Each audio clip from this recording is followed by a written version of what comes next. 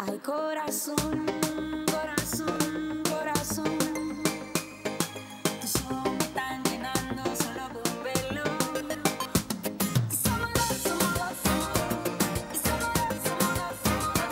Somos dos, somos dos, somos dos, somos dos, somos todo. Y somos dos, somos dos, somos dos. Y somos dos, somos dos, somos dos. Somos dos, somos dos, somos dos, somos dos, somos todo. Extrañábamos, loco. Muy buenas tardes, bienvenidos a un nuevo Distintos Parecidos. ¿Volviste? ¿Cuánto fue? Por fin, por fin. ¿Por fin? ¿En serio? Sí, se nos hizo largo. Yo a ustedes también los extrañé. Te extrañamos bastante, mucho tiempo. Bueno. La próxima vez menos, un poquito menos. O nos llevás de O nos última. llevás, claro, Sí, vamos todos a hacerlo Nos desde vamos algún todos lado. juntos y hacemos la transmisión especial de Distintos Parecidos. Bueno, hay que arrancar. Hay que arrancar. Hay que arrancar, martes, un nuevo... Distintos Un parecidos. nuevo Distintos Parecidos, un nuevo debate. La verdad que estás todavía con la cabeza en el viaje. Bienvenida, Fer. Muchas por fin. gracias. Bienvenida. Muchas gracias.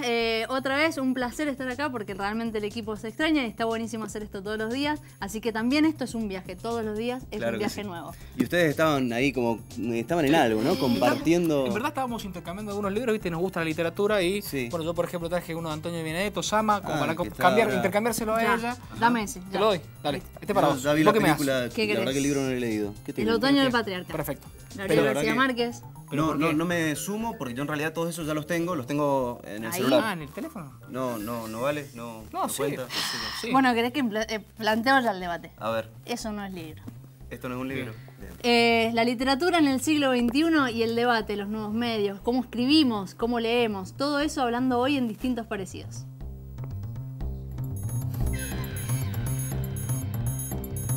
La literatura fue producida y leída casi exclusivamente a través de un medio nacido cientos de años atrás, el libro. ¿Qué ven? Muchos probablemente dirán que es una biblioteca, un conjunto de libros, estantes con muchos cuentos. Recién en los últimos años, con el auge de Internet y las tecnologías de la comunicación, comenzaron a producirse importantes transformaciones en el ámbito de las letras. Les presento esta gran red social, un portal web para lectores y escritores donde fácilmente pueden escribir y acceder a millones de historias con cada género que prefieran. El aspecto gráfico de Wattpad es bastante acogedor, sencillo y amistoso, puesto que la mayoría de sus usuarios son adolescentes. Se me ocurrió la idea del expendedor, un canal para acercar quizá escritores muy buenos que hay en Argentina con lectores que hasta ese momento no se habían podido acercar a sus obras. Voy a comenzar con esta nueva sección que se va a llamar libros que fueron películas o serán películas buenas o malas, ya lo veremos en algún futuro pasado. Vaya, vaya, un genio con buenos músculos. ¡Ja! Uno más a quien fastidiar. Los ineptos heredarán la tierra. Bueno, y bienvenido el humor también para hablar de la literatura en nuestro siglo. Y para eso tenemos dos invitadas. Está con nosotros María José Tomatis. ¿Está bien dicho? Sí, perfecto. Bien, pero no quería meter la pata. Periodista especializada en literatura. Así Bueno, que buenas bienvenida. tardes, ¿cómo están? Muy bien. Y Angélica Jiménez, parte de los nerds heredarán la tierra, que también nos tenés que explicar qué es eso. Bueno, de hecho nosotros hemos acuñado un concepto un poco para definir qué es los nerds heredarán la Sí. tierra. Nosotros nos definimos como un colectivo de difusión cultural.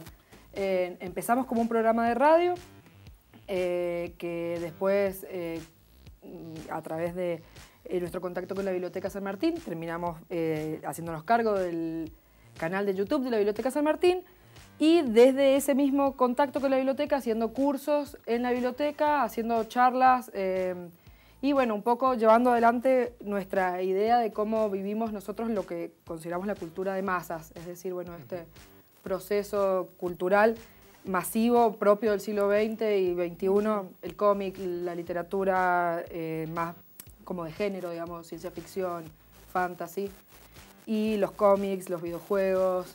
Bien. Así que bueno, un poco ese es nuestro target. ¿Se puede definir hoy la literatura? ¿Qué es la literatura? Es muy difícil tener una definición en un siglo en el que estamos tan unidos por la tecnología, una definición de la literatura clásica, por ahí pensamos que los libros son... ¿Qué pensás cuando te dicen libro?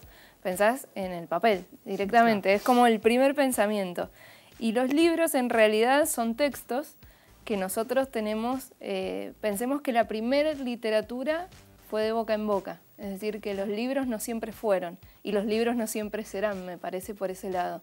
Entonces, hoy por hoy la tecnología define a la literatura, es decir, no podemos pensar en literatura sin tecnología, sin hablar, sin escribir a través de pantallas.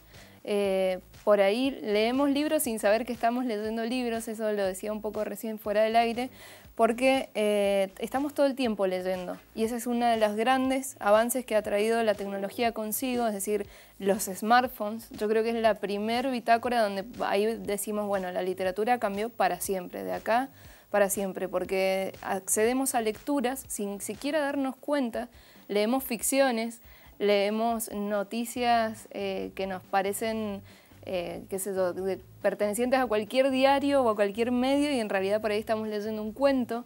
De repente entramos a un artículo y era un poema y lo estamos leyendo en el celular, lo estamos leyendo en la tablet o en la compu y por ahí buscamos a un booktuber y estamos escuchando que nos cuenta un cuento y eso también es literatura, es decir, no solamente accedemos a la literatura a través de los libros de papel.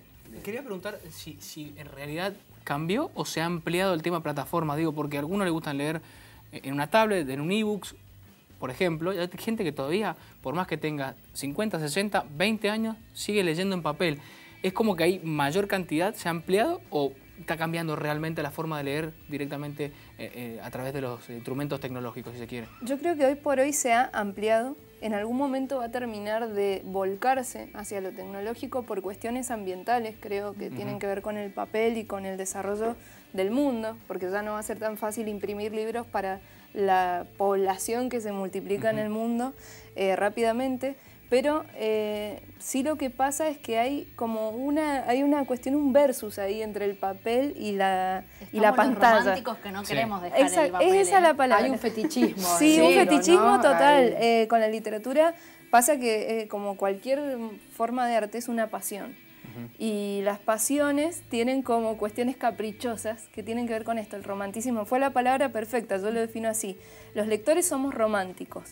Y pasa que con el papel tenemos un romance muy importante. Es como con esas parejas que no quieren aceptar que tal vez no están hechos uno para el otro y me ato a lo que me gusta, digamos. Pero la verdad es que si tenemos que ir al hueso y ser sinceros, el formato digital ha superado ampliamente al formato papel en cuanto a practicidad del libro y acceso a los libros. Piensen que abre mucho las puertas del acceso a la literatura, a la tecnología. Entonces no hay que pelearse.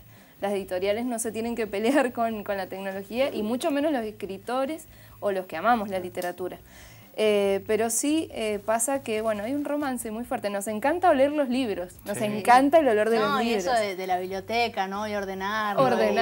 El orden de la biblioteca es toda una cuestión, cómo lo ordenás. Ojo, porque vos recién mencionabas, ¿no? De que, bueno, el romance está del lado del lector, pero sin embargo del lado de justamente las editoriales también son reticentes al cambio, y no sé si por una cuestión de romanticismo, sino que va por una cuestión de ser ortodoxos al cambio, me parece. No sé si se da, obviamente ya hay muchas editoriales que están trabajando de modo online y demás, pero ¿por qué crees que se dé esta situación en algunas editoriales que no quieren hacer el traspaso al formato digital? Como cualquier cambio grande, por miedo, primero que nada, por miedo al cambio, somos muy reticentes a los cambios y en realidad porque, bueno, son empresas que necesitan facturar y pensar que una editorial, las históricas sobre todo, tienen hasta plantas de creación de libros en las que, bueno, tienen que invertir en otras cosas, empezar a invertir en otras cosas. Igualmente la mayoría de las editoriales importantes hoy por hoy trabajan en formato digital porque además es muy fácil editar un libro digital. Algunas lo hacen con mayor calidad, se puede hacer de mejor calidad, pero casi cualquier autor puede acceder a editar un libro digital y eso también es un punto a favor para, antes tal vez hace unos 20 años, editar un libro era como algo súper difícil, soñado, tenías que buscar editoriales, ver si alguien te aceptaba tu boceto, tu guión y hoy por hoy con acceso a internet podés subirlo en plataformas hasta gratuitas, que bueno, no son lo mismo que una editorial que te puede distribuir de otra manera, pero sí o sí se tienen que adaptar las editoriales. Ahora, también implica que sea mucho más fácil el préstamo y el traspaso de este libro que está en PDF o en cualquier otro formato que se expanda. Esto puede llegar a ser también un tema por las editoriales a tener en cuenta al momento de decir, bueno, a ver si lo hacemos, cómo lo hacemos o no. Sí, en realidad, más que por las editoriales, yo me preocupo por los mismos autores. Las editoriales, bueno, tienen que reinventarse y por supuesto que es importante que la economía de nuestras empresas se cuide, pero me parece que lo más difícil con la era tecnológica y la literatura es el tema de los derechos de autor. Claro. Y hoy por hoy una de las cuestiones que está más en discusión es el tema de la ley Pinedo, que esta ley que Federico Pinedo presentó y ya fue aprobada en el Senado, y falta la aprobación de diputados. Esta ley establece que las plataformas digitales no se hagan cargo de los contenidos que se suben. Es decir, si vos subís algo a Google que viola derechos de autor, no tienen por qué censurarlo. Solamente se va a hacer a través de un pedido judicial. Es decir, vos tenés que ir a un juez, establecer una denuncia y recién ahí se baja ese contenido. Ahí está complicado. Es decir, ahí sí está en riesgo la literatura y el arte porque cualquiera puede hacer lo que quiere con tu contenido, hasta distorsionarlo también, más allá de que muchos artistas lo que quieren es la difusión de su contenido, tampoco quieren que alguien se haga dueño de su propia obra de arte. Bueno, me decían que en Amazon, por ejemplo, lo que está pasando es uno de los ejemplos, pero si uno está en una red social, publica sus cosas, tiene muchos seguidores, ese texto específicamente tiene muchos leídos, digamos, Amazon viene y dice, bueno, quiero ofrecerte que tu producto, este texto, venderlo a nosotros. Y a partir de ahí se genera todo un negocio donde esa persona, bueno, entrega sus derechos, pero hasta qué punto los entrega. Y se da mucho también esto de las redes sociales, los grupos de lectura. Sobre todo internacionales, ¿no? Ahora tenemos WhatsApp, tengo una tía que se comunica con gente en México que le presta libros, presta digitalmente, ¿no? Y les decían que, bueno, que hay grupos que los están queriendo cerrar, justamente por esto, porque ya se han pasado muchos libros de gente que ya está publicada en Amazon, por ejemplo. Entonces, bueno, ese grupo ya no puede funcionar porque se están difundiendo cosas que ahora son privados. Entonces, también ahí se genera una cuestión que claramente está yendo hacia un cambio, que hay que ver cómo se controla también, ¿no es cierto? Eso habla de la evolución que vamos teniendo como sociedad y como humanidad respecto a cómo queremos difundir nuestro arte. Yo creo que cada vez más los artistas comprenden que el contenido es libre y que si quieren ganar lo tienen que hacer de manera creativa, tener inventiva. Por ahí con la música y con otros contenidos artísticos es más fácil porque, no sé, los músicos pueden ganar en recitales, haciendo presentaciones. Para los escritores es un poco más difícil. Para los escritores todavía el producto de su trabajo es el libro terminado. Y ahí está el debate con la tecnología, que bueno, ¿qué pasa si mi libro queda a merced y nadie me lo va a comprar? Digamos, como que yo siempre tengo un lema que es políticamente incorrecto, pero me gusta decirlo, que si van a buscar un libro de manera ilegal, es decir, si van a descargar un libro de internet, es preferible que se descarguen un libro de Coelho a que se descarguen un libro de, no sé, Leonardo Dolenjevich, que vive acá a la vuelta de la esquina. Es decir, Coelho nunca va a perder porque la gente descargue un libro de él porque vende millones todos los días. En cambio, el escritor local, el autor local, necesita el apoyo de la gente. Entonces, es un arma de doble filo. Sí, y en general ese me parece es el autor que más hace uso quizás de estas redes para hacerse conocer. Entonces, al final sí puede resultar un poco un arma de doble filo en ese sentido, de que por ahí una persona puede ser muy leída en las redes y realmente no estar recibiendo ninguna remuneración, ningún tipo de ganancia de eso, y es como vos decís, al final a otros autores quizás realmente no les mueve tanto, realmente no les genera ninguna diferencia. Quería preguntar puntualmente a cualquiera de las dos, o a las dos, ¿qué se lee hoy? ¿Qué es lo que se está leyendo? ¿Qué es lo que se lee generalmente? Porque por ahí uno lee algunas cosas pero piensa que está leyendo todo y después se entera que compañeros leen otra cosa y está bueno saber qué se lee en general hoy en día. Bueno, yo creo que eso hoy en día como que lo podríamos segmentar mucho. Creo que hoy en día el mercado está muy segmentado, está como vos vas a una librería y, por ejemplo, tenés claramente diferenciados los distintos como segmentos de población a los cuales está como dirigido. Yo, por ejemplo, esto es como también algo muy personal, digamos, me gusta mucho dentro del género, yo trato de más o menos estar interiorizada en el género joven adulto, como se podría llamar, o infanto juvenil, y yo creo que ahí se están haciendo cosas interesantes que son como muy despreciadas en general, pero son muy leídas. Yo siempre cito el caso de John Green, que ahora acaba de sacar su último libro, que bueno, es conocido por, ¿cómo se llama en español? Bajo la misma estrella, pero tiene como varios libros que fueron bastante conocidos. Y por ejemplo, él está siendo muy leído, en general a nivel mundial es como todo como una cuestión, y él sale de YouTube. Él y su hermano tienen un blog de YouTube, de donde se hicieron famosos, por ejemplo, y de ahí empezó a sacar libros, y ahora, bueno, también su hermano va a sacar un libro. Me parece a mí que, como decías, el tema de por ahí las redes está funcionando para llamar la atención, pero también depende desde dónde. También, bueno, en la Argentina están saliendo algunos escritores como bastante interesantes, por ejemplo está el caso de Mariana Enríquez, que también creo que se está leyendo mucho y es bastante reciente.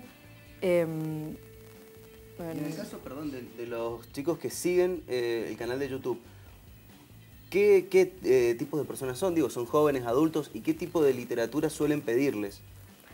Bueno, nosotros en general no tenemos mucho feedback dentro del canal de YouTube. Tenemos, o sea, más que nada el like, ¿no? Que por ahí es muy impersonal. Nosotros más o menos en realidad nos tanteamos desde nuestra página de Facebook, donde en realidad es muy diverso realmente el espectro. También es cierto que nosotros, cuando largamos el canal de YouTube, al ser el canal de YouTube de la Biblioteca San Martín, eso tuvo mucha repercusión, entonces llegó a sectores muy diversos. Nosotros, por ejemplo, como nosotros solos desde nuestra página de Facebook, vamos más a un público, te diría, entre los 16 y 25 años, pero desde la biblioteca hemos accedido a un público aún mayor.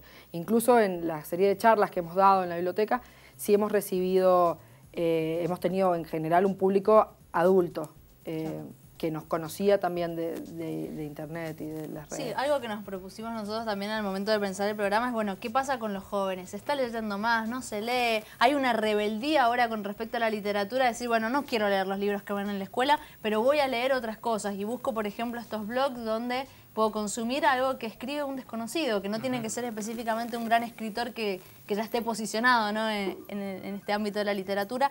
¿Qué pasa con los jóvenes hoy? Hay una corriente hacia la literatura, pero una literatura, no sé, diferente, podría decirse.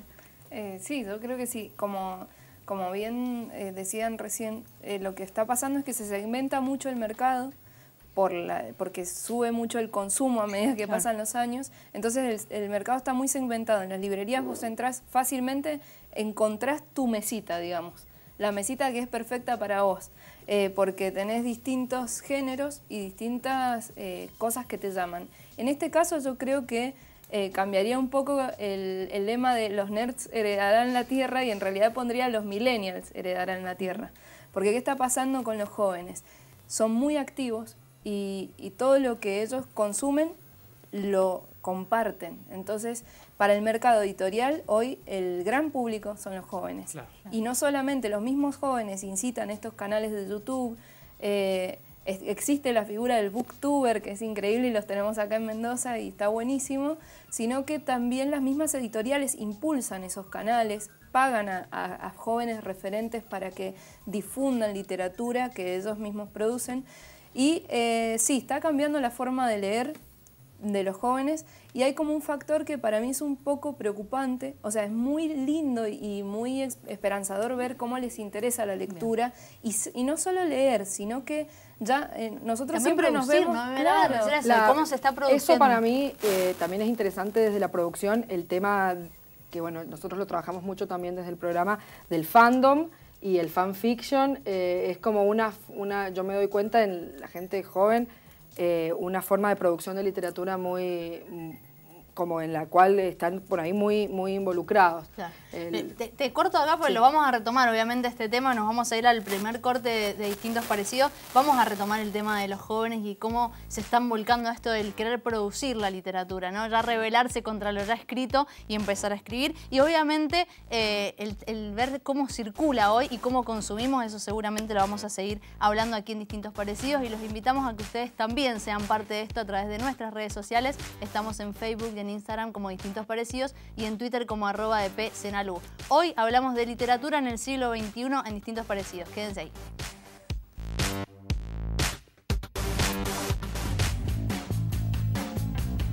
Continuamos en Distintos Parecidos. Estamos hablando de la literatura en el siglo XXI. Y ya en el primer bloque hicimos un salpicón entre esto de producción, circulación y consumo de la literatura, los nuevos medios, las nuevas formas de acceder a esa literatura. Y también lo que hablábamos esto de, bueno, cómo nos estamos volcando a producir literatura. Y recuerdo también que en Twitter se han hecho muchos concursos de, bueno, escribir una historia en 140 caracteres. Son nuevas formas de escribir. Nos salimos de las normas ya establecidas quizás de otros siglos para empezar a producir otra literatura.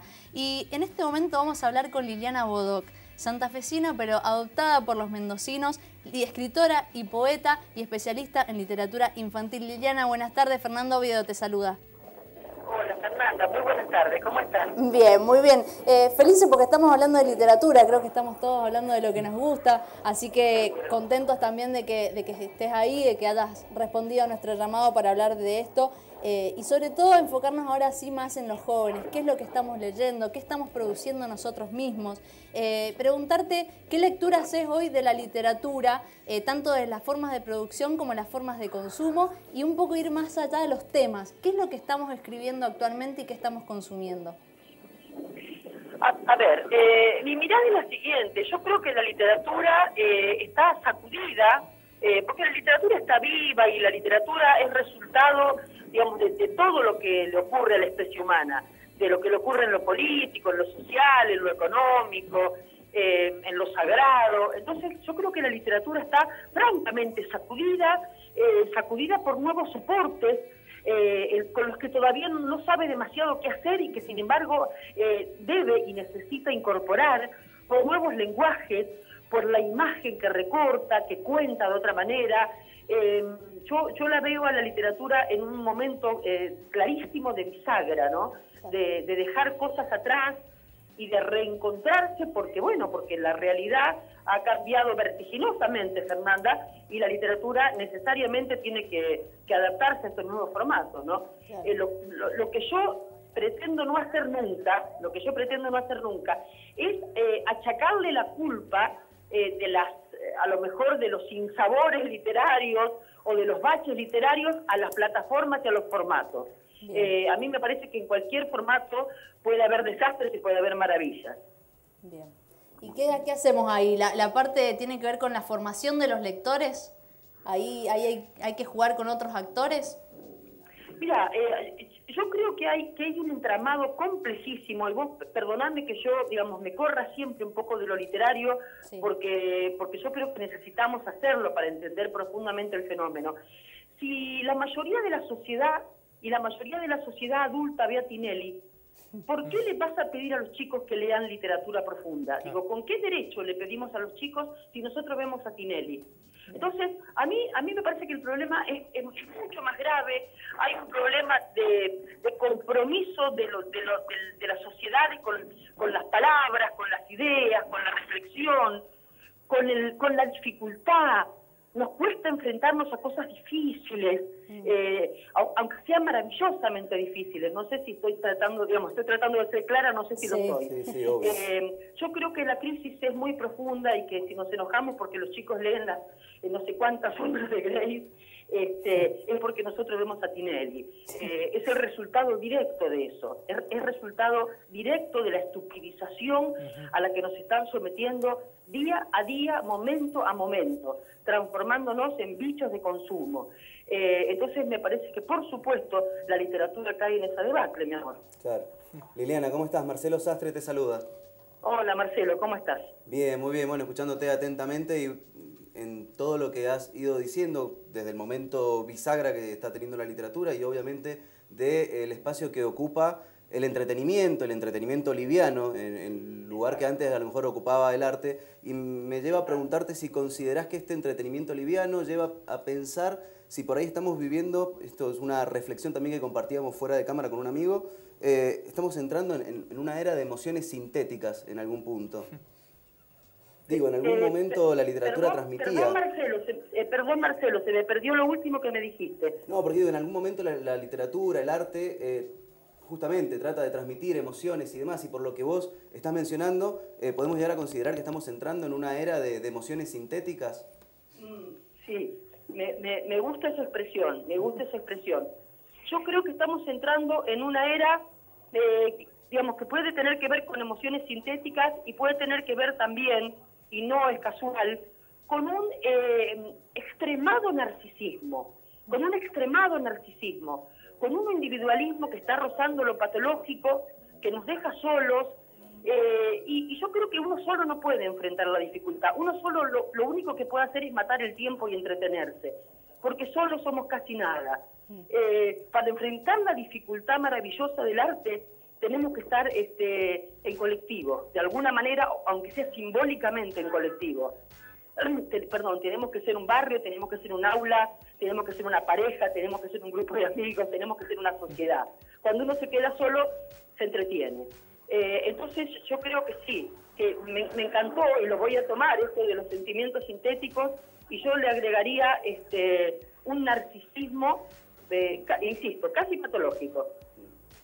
Liliana, Gastón Lucero te saluda, la verdad que tengo que serte sincero, un placer escucharte.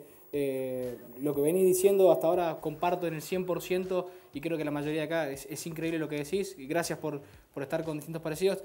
Te quería hacer una pregunta mucho más práctica y sacándote un poco de lo que veníamos hablando, más que nada de la creación de los personajes. Yo siempre he intentado planteárselo a distintos autores el tema de cómo crean un personaje y si realmente a la hora de crear un personaje es el personaje el que responde o es uno el que responde en cuanto a los diálogos, más que nada. Es una pregunta más práctica y personal. Sí, bueno, la creación de personajes que es tan bella, yo creo que es uno de los desafíos más grandes de la narrativa. Desde luego, hay personajes que son protagónicos, hay personajes que uno quiere y necesita que sean o más esquemáticos o más planos, si vos querés. Pero bueno, yo creo que lo deseable es que nunca seamos nosotros los que hablemos por el personaje. O en todo caso que hagamos la gran tarea que hacen los actores, esto que Stanislavski decía, el sí mágico, ¿no? Hablar como si fuésemos, aunque en un punto sabemos que somos nosotros, aunque el actor sabe que es el actor, pero habla como si fuese Hamlet, como si fuese Romeo o como si fuese Julieta. Yo creo que los escritores de alguna manera tenemos que hacer esa carnalización y decir, llegado el momento voy a hablar como si fuese Juan, Pedro, María, el robot, el dragón, el policía.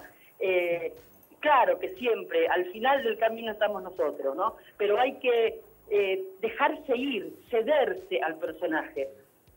Bien. Liliana, te quería preguntar, no sé si solés hablar de estos temas, pero bueno, yo creo que todo puede llegar a sumar o todo puede llegar a restar. Y quería saber tu opinión si en algún momento sentiste o dejaste de sentir un gobierno más o menos involucrado en el tema cultural. Me refiero a si por ahí, no sé, si hay un desfinanciamiento en cultura, si esto tendría que llegar a preocupar a los escritores y a los demás artistas.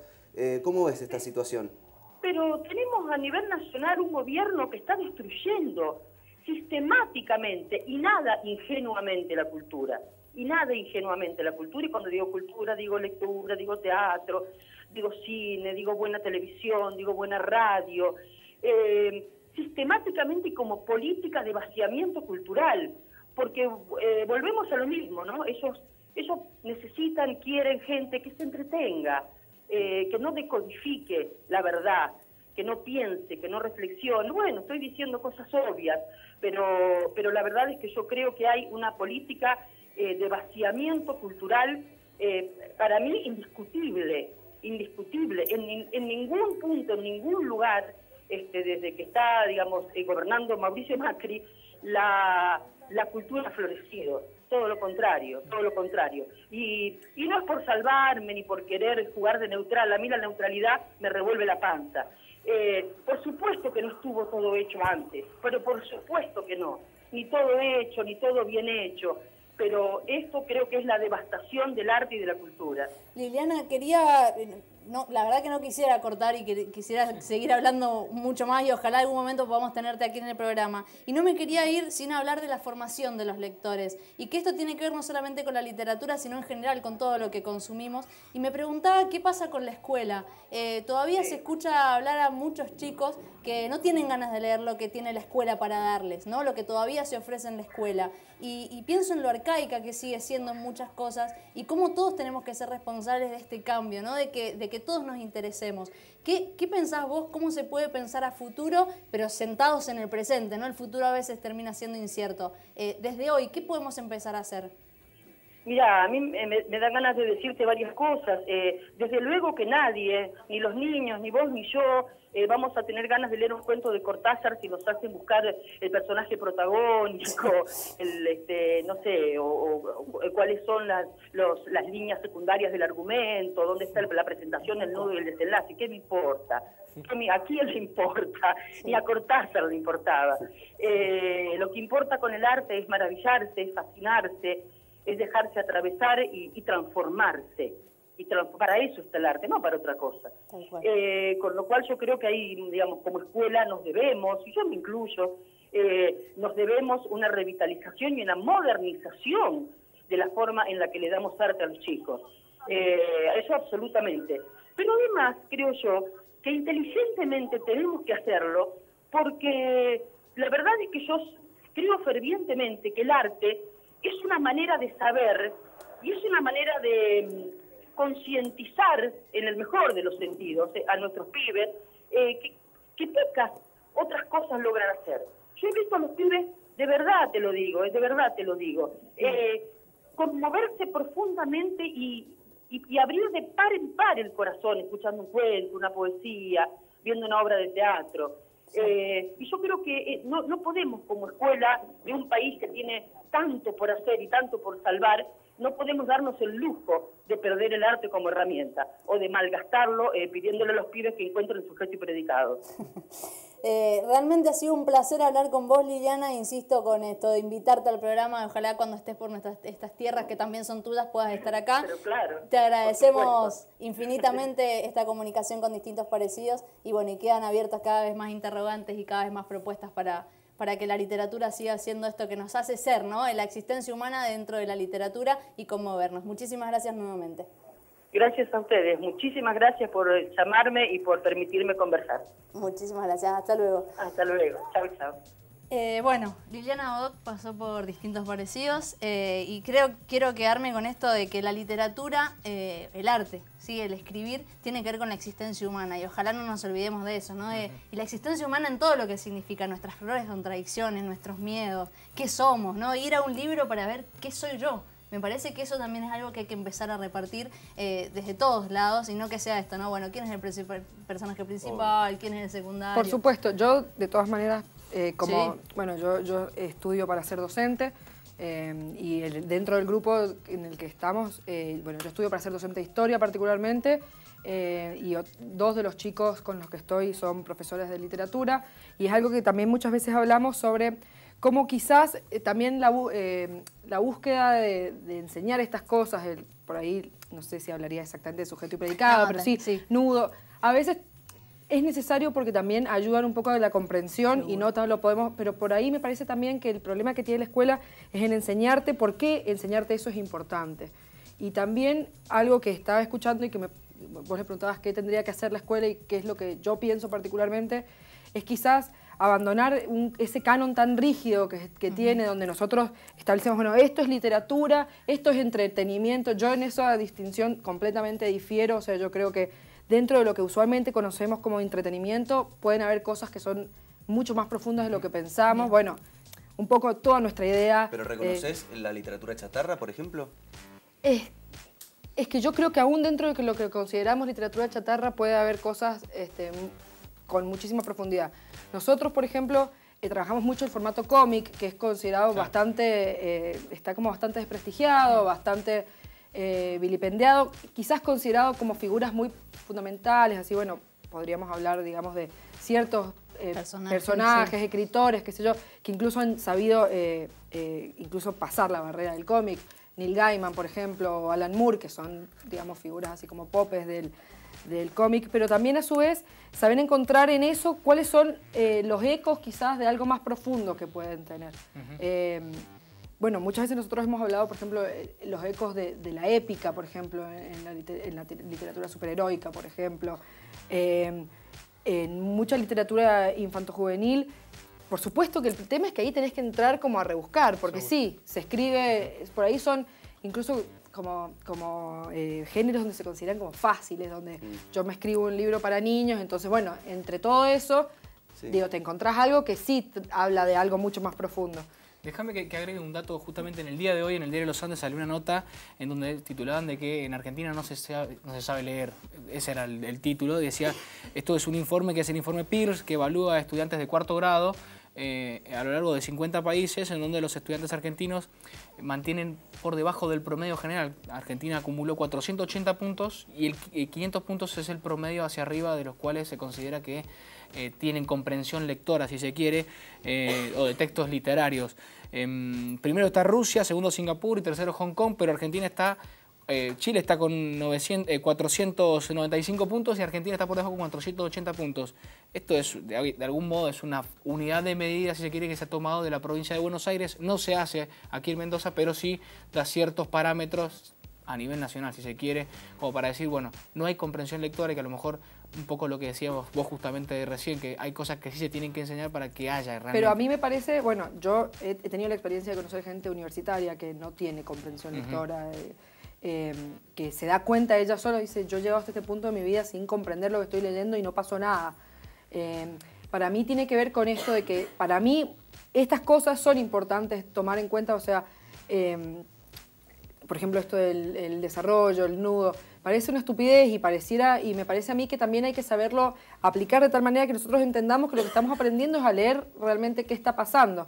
Porque muchas veces cuando haces como ese ejercicio y lo dejas en eso, sí, queda en la nada y realmente no llega más allá. Pero también, en cambio, si nosotros pudiésemos entender que lo que estamos haciendo es aprender a comprender un texto más profundamente. Sí, seguro, no es banalizar que eso se explique, o sea, me parece que lo que habría que hacer es buscar la forma creativa de que eso también pueda ser...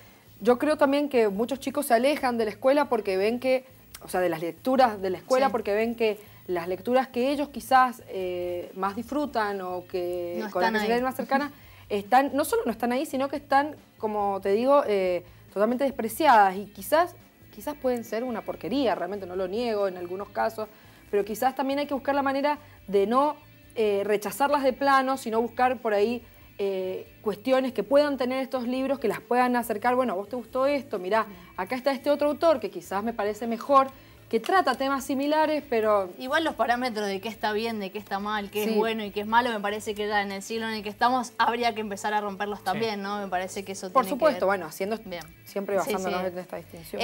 Bueno, vamos a seguir hablando de la literatura en nuestro siglo, vamos a seguir viendo qué consumimos, qué producimos, pero antes nos vamos a ir a un nuevo corte en Distintos Parecidos y no se olviden que las redes sociales también son el medio para que nos digan qué opinan acerca de esto. Ya volvemos con más Distintos Parecidos.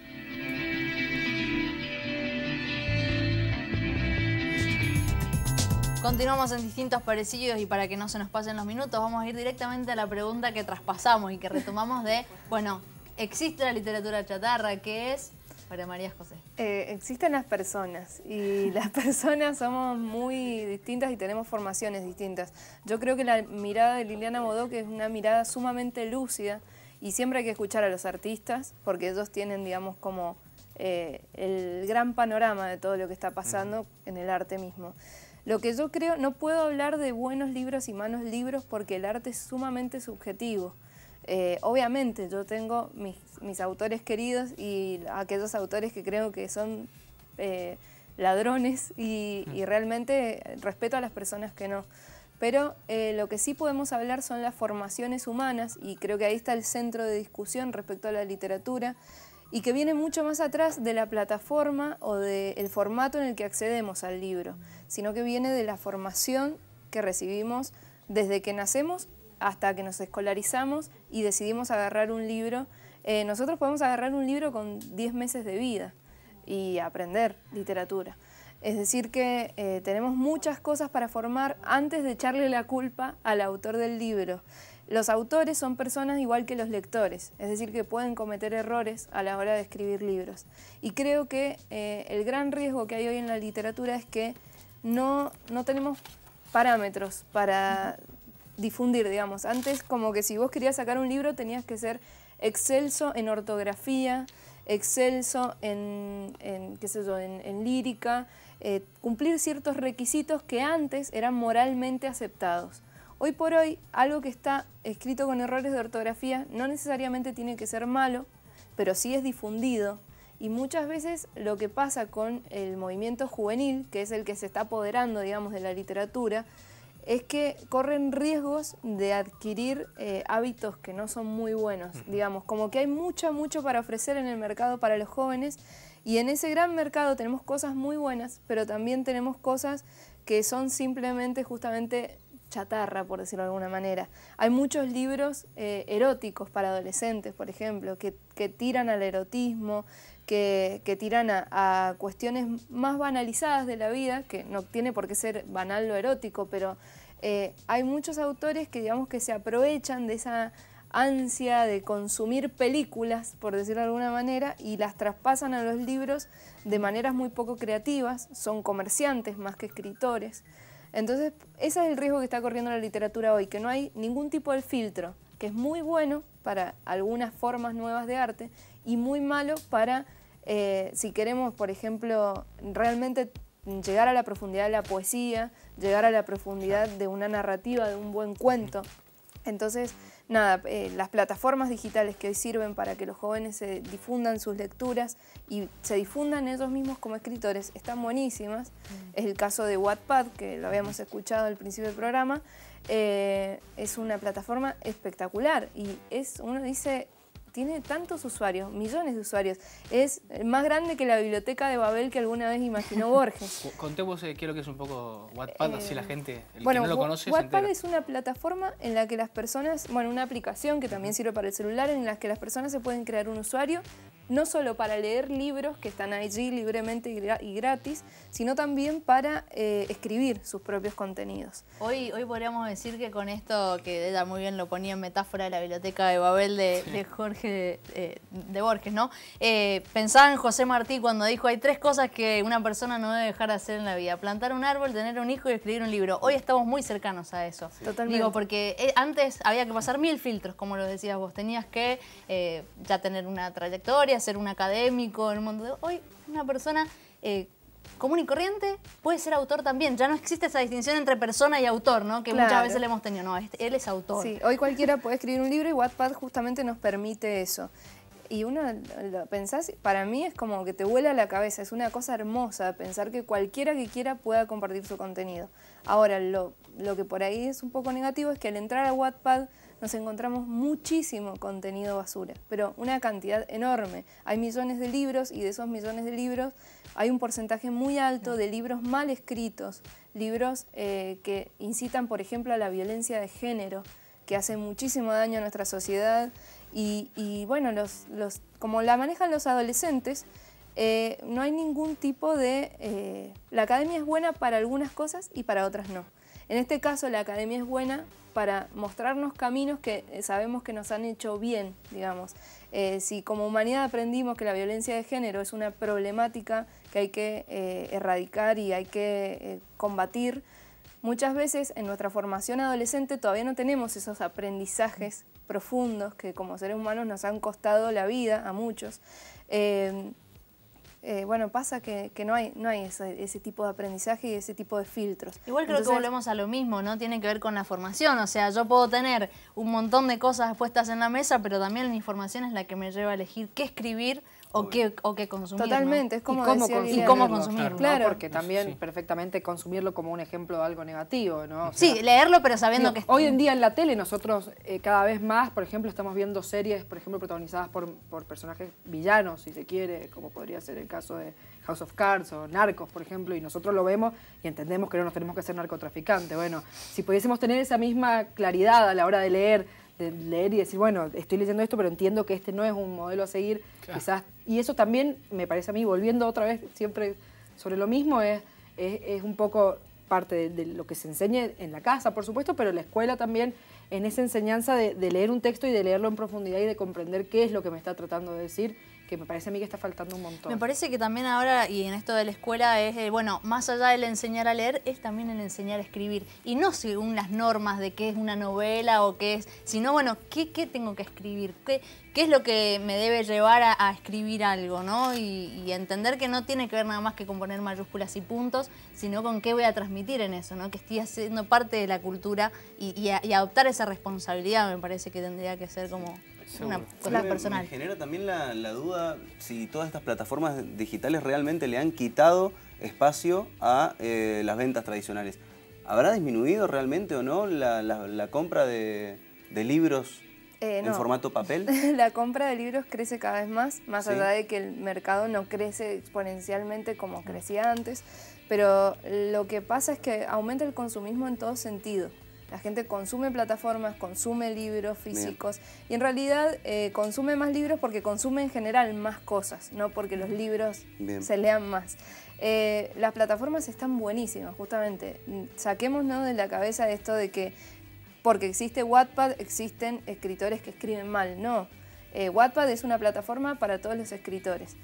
Y bueno, nada, esto... de que la literatura sea basura o no, justamente tiene que ver con los aprendizajes. Y creo que la escuela, el rol fundamental está en los maestros, por supuesto, porque el sistema educativo puede ser de una manera, pero dentro del aula el maestro se puede mover libremente. Y creo que justamente no solo enseñar, sino también que nos enseñen. Las nuevas generaciones han venido a enseñar un montón de cosas y respecto a la literatura y a la forma de consumir arte, tienen mucho para decirle a los docentes.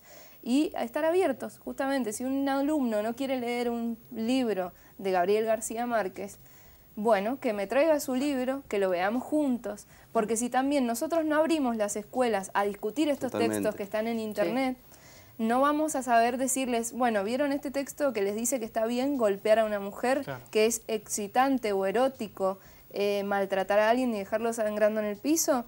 Bueno, desde la escuela tenemos para decirles esto. Esto es grave, esto les puede pasar, pero si no, no tomamos esos textos. Y también encontrar grandes obras, ¿por qué no Totalmente. de repente encontrar algo que... Sí, digamos, Aprender del flexibilizar alumno. un poco el canon me parece a mí fundamental. Total. Y acercarse con menos prejuicios y ver desde ahí que se puede construir también con los chicos. Wattpad ha permitido que nazcan grandes escritores que han sido publicados luego en papel. Esa es una de las grandes características que tienen estas plataformas. Perfecto. Chicas, nos queda muy poco tiempo, pero les vamos a pedir que a los que nos estén viendo y a nosotros mismos también, nos recomienden cada una 3 libros. Pueden ser los últimos que han leído, Los no sé si les va a últimos. venir a la cabeza. Clásicos, pero bueno, no clásicos. vayan pensando. Yo puedo ir recomendando uno que para así van pensando, Sí, me por parece. favor, es una locura. A mí me gustó mucho La insoportable la edad del ser, me parece que es un libro al que siempre vuelvo, ¿no? Cada tanto vuelvo. Así que bueno, combinan con Generó Vera, una pero- contradicción ese libro, Sí, me ¿no? llevó a mi lado oscuro. Bueno, sí. Bueno, yo tengo una autora irlandesa para recomendar que es uno de los grandes amores del último tiempo. Es Claire Keegan y cualquier libro de ella, Recorre los campos azules, es un libro de cuentos, ella narra la vida campesina de Irlanda y es muy bonito, muy poético.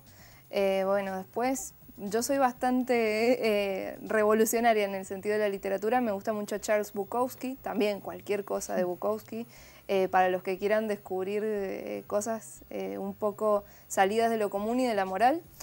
Y bueno, Borges es como un semidios para mí, así que de Borges les puedo recomendar para los jóvenes, para que los jóvenes entren un poco en los clásicos, El informe de Brody. Bien. Bueno, yo primero recomendaría algo bien así muy contemporáneo, que es de un autor que estuve comentando recién, que es Neil Gaiman, American Gods. Para mí es una obra escrita, bueno, en los 2000, que para mí abarca mucho esto, es una cosa increíble, es una especie de guerra entre los viejos dioses, que son los dioses, digamos, de todas las mitologías, y los dioses del hoy, que es la internet, la globalización, y todo en una clave rara, así medio complicada, pero muy bueno. Bueno, voy a recomendar así como uno de mis libros favoritos, que es Lo que el viento se llevó, de Margaret Mitchell. Para mí una locura, la película también, pero el libro me voló la cabeza. Y bueno, con esto de lo infanto-juvenil que estuve hablando, yo recomendaría Buscando Alaska, de John Green también. Bueno, John Green totalmente recomendable para mí como infanto-juvenil para acercarse a lo que están leyendo hoy en día los chicos. Fernando, ¿yo puedo recomendar algo o no? Hágalo, Bueno, ya nos vamos. Recomiendo, si tiene que ver con el deporte, Eduardo Sacheri, porque a mí me encanta. Y por otro lado, para mí uno de los mejores libros que he leído, En el tiempo de las mariposas, de Julia Álvarez. Yo no me quería ir sin decir que tenemos que leer Antonio Di Benedetto en nuestras escuelas. Me parece que es una de nuestras grandes faltas todavía dentro de la escuela, sobre todo en Mendoza, ¿no? Me parece que reivindicar a nuestros autores también sería el mensaje del programa. Totalmente. Ha sido un placer hablar de esto. Ojalá nos volvamos a reencontrar en todos los libros que leamos y bueno, y que también tengamos discrepancias. Me gustó, no me gustó, es parte de la literatura misma. Angélica, muchísimas gracias por haber estado acá. Por la invitación. María José, muchísimas gracias también nuevamente. Y bueno, Mañana. Y a nosotros mañana, ya Mañana. está, ahora ya Mañana entramos. y ahora sí todos los días. Y ahora sí todos los días, nuevos distintos parecidos a las 19 horas, aquí en Señalú. Nos reencontramos como todos los días planteando un debate, un tema que nos haga pensarnos a nosotros mismos. Chau, chau.